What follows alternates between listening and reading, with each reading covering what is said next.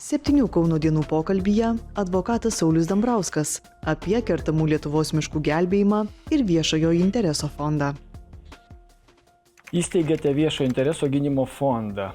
Kas gali kreiptis? Žmonės dažnai teisminiuose procesuose lieka be kažkokios ir teisinės rimtos pagalbos ir galimybės finansuoti savo bylinėjimosi šitą naštą. Kaip aš visą laiką viešinu sakau, jeigu milijonas Lietuvos žmonių susidėtų bent po 1 eurą, tai būtų milijonas eurų, už kurios galima būtų nuveikti milžiniškus darbus. Ir todėl tai yra būtent sutelktinio finansavimo idėja. Tai yra, tarkime, įsivaizduokite, kada kyla, pavyzdžiui, tarkime, šiuo metu yra kilęs ginčas dėl Rail Baltica, ar ne, tarkim, kur nors prie Panevėžio. Yra parengtos 3 alternatyvos valstybės, tačiau valstybė pasirenka kažkodėl pačią blogiausią žmonėms alternatyvą, kur bus nusavinta nuosavybė, ar veikia šitoje vietoje konstitucija ir panašiai. Vadinasi, žmonės čia ir ne vieno žmogų paliečia daugelį žmonių.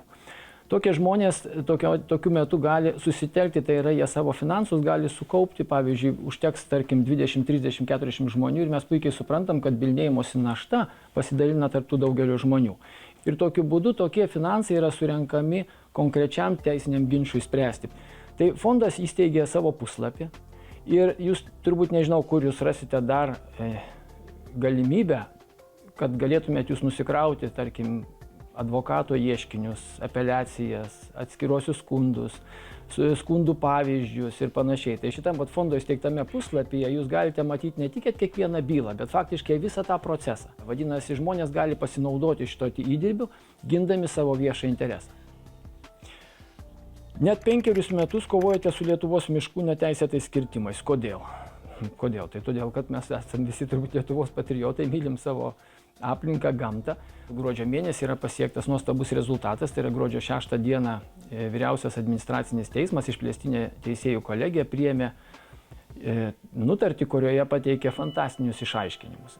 Šitas teismo procesinis sprendimas, aš laikyčiau, tai yra turbūt vienas iš Lietuvos aplinkosaugos aukso fondo elementų iš tikro tapo.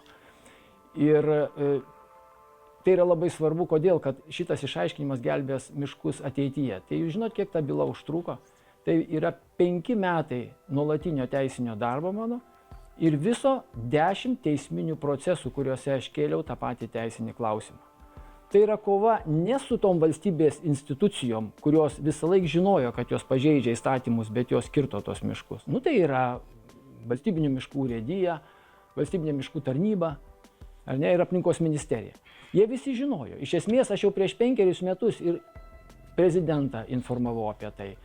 3 ministrus iš eilės aplinkos ministerijos spaudžiau dėl to paties teisės aiškinimo. Ir visi tarsi užsikimšę ausis ir akis užsidengę, žodžiu, nenorėjo matyti šito pažeidimo. Mūsų teisė pasiekusi tam tikrą ekvilibristikos tokį laikmetį.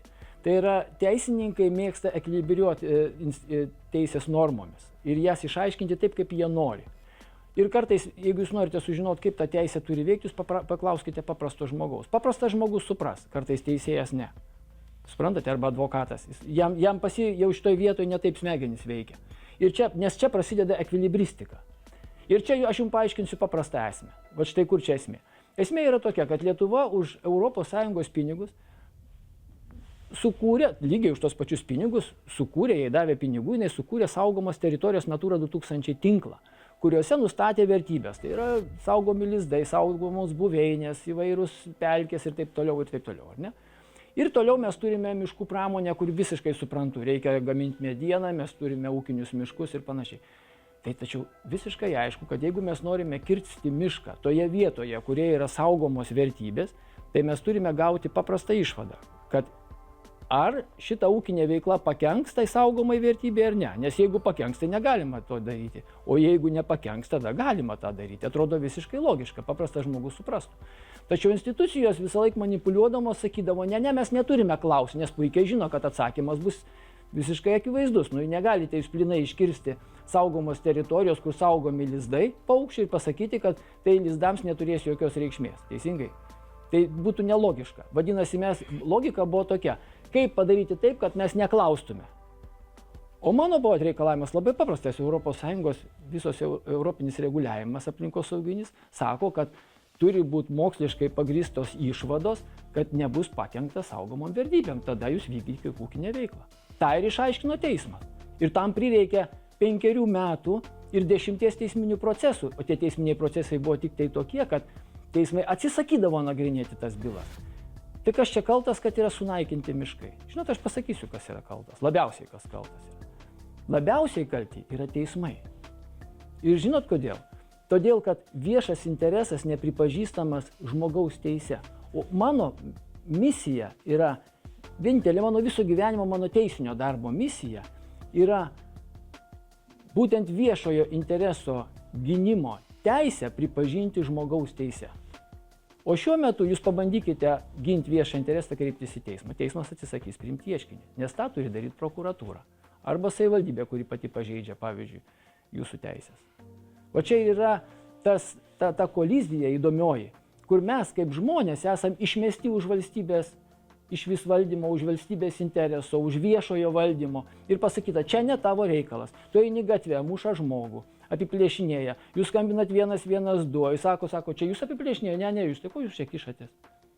Va čia tokia logika dabar visa yra viešo intereso gynimo srityje. Jūs taip pat ginate ir Kauno ąžuolyną, kuriame norima įrengti automobilių stovėjimo aikštelę. Kas naujo šiame procese? Dabar situacija yra tokia, kad savivaldybė lyg formaliai gali tęsti šitos automobilių stovėjimo aikštelės įsteigimą, tačiau jau šitoj vietoje įsijungia vėlgi tas garsusis vyriausio administracinio teismo sprendimas aktualus, kadangi čia eina kalba apie Natura 2000 teritoriją. Savivaldybė lyg ir iš vienos pusės, jinai lyg bando sakyti, kad mes visiškai ta aikštelė dar nebūtinai turi būti, mes tiesiog norim paimti visuomenės reikmėm ir visuomenė tą pritarė. Jį reikia paimti visuomenės reikmėm, tačiau kitam tikslui. Tai yra tikslui prijungti jį prie ąžuolyno ir įkurti infrastruktūrinį vieną iš elementų ąžuolyno. Galbūt ten, tarkim, pažintinius kažkokios, tai išplėtot galimybės ir panašiai. Tačiau, bet ne automobilių stovėjimo aikštelė. Taigi šiuo atveju paėmimo visuomenės reikmėm šitas tikslas, viskas prasideda nuo to, kokios bus projektavimo sąlygos suformuotos. Ir jeigu vėl savivaldybė su jomis žais, tai yra bandys apgauti visuomenę, žinoma, įsivelsime vėl teisminius procesus. Ir aš kreipiausi į visuomenę ir visuomenė va štai parodė savo sutelktinio finansavimo, va štai šitą reikšmę. Per porą savaičių buvo surinkta daugiau negu 10 000 Kauno ąžuolynui paskirti pinigai.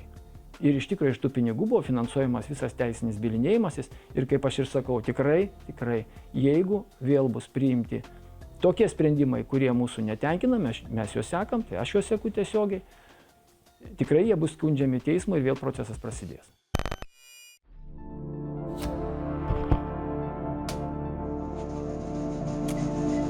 Thank you.